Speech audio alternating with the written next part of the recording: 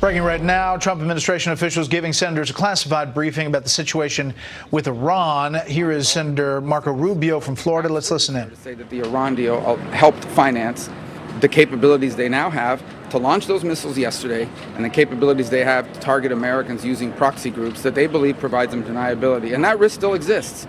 I think what's changed is they understand that when this president says if an American is killed, there's going to be a response, it's not some talking point or a tweet. It's real because of the death of Soleimani. Senator, do you see any role for Congress at this point, legislative or otherwise? Well, first of all, I think any help that they need in terms of continuing to ensure that we pass spending here that allows our military to have the capabilities to respond is important.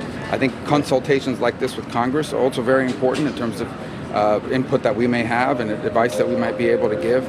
But if you're referring to an AUMF, that is silly. It is ridiculous. You do not need, first of all, we don't need an AUMF to react defensively. And that this administration is not talking about invading Iran or starting another Gulf War or massive troop deployments for a massive and extended deployment inside the territory of Iran or anything of that nature. It is talking about what it will do if we are attacked. That is called self-defense.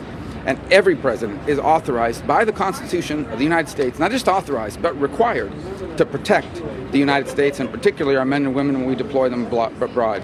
Number two, he is particularly compelled to do so when the men and women who we are protecting are deployed in Iraq under a congressional authorization. The troops that are in Iraq are there under a congressional authorization that was passed that allows them and authorizes for them to be there. But we never need congressional authority in this country to act in the defense of our troops. And that's what this administration has done. They have been very clear they don't seek to start a war. And if there is military action, it will be in response to Iranian or proxy actions, not because we started it first. Senator, what do you say to your Democratic colleagues who say they don't see what the long-term strategy is? They, regardless of what has happened over the last 24, 48 hours, where do they say that they don't have evidence of what the president wants to do to solve the Iran problem over the long run? I don't know where they're looking because I can tell you that it's pretty apparent what the strategy is, and that is that Iran needs to abandon any sort of nuclear weapons ambitions. It needs to stop sponsoring terrorist groups, and it needs to stop developing ballistic long-range missiles.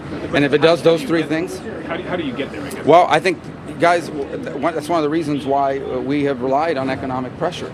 And you saw the president outline today the hope that other nations, particularly signatories to the JCPOA, would join in that effort. I think the strike alone points to why any future Iran deal must include ballistic missiles and the sponsorship of terrorism. I think that's the strategy. It's not a very complicated one. We want Iran to act like a normal country. All right? Thank you, Senator. What was the specific trip wire?